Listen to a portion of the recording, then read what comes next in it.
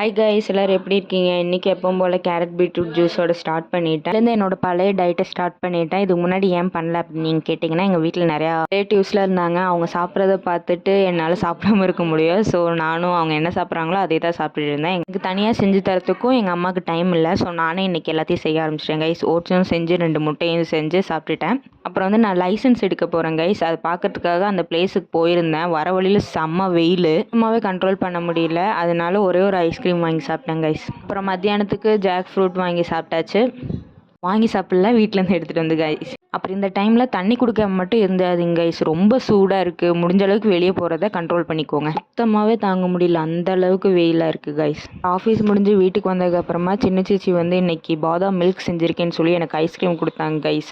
அதை சாப்பிட்டு பார்த்தேன், சூப்பராக இருந்துச்சு. கொஞ்சம் ஃப்ரீசரில் வச்சுட்டாங்க, அது ஐஸ் ஆயிடுச்சு கைஸ். அப்புறம் நான் இதை வந்து யூடியூப்பில் ஒரு தடவை பார்த்துருந்தேன். ட்ரை பண்ணலான்னு சொல்லி எடுத்து ஃப்ரிட்ஜுக்குள்ளே வச்சதை மறந்தே போயிட்டேன். அது சின்ன சேச்சி தான் எடுத்து செஞ்சு பார்த்தாங்க. அது வந்து எங்கள் குட்டி பையனுக்கு கொடுத்து பார்த்தோம். சூப்பராக இருக்குன்னு சொல்லி இன்றைக்கான நாளே முடிச்சாச்சு கைஸ். நாளை சந்திப்போம், பாய்.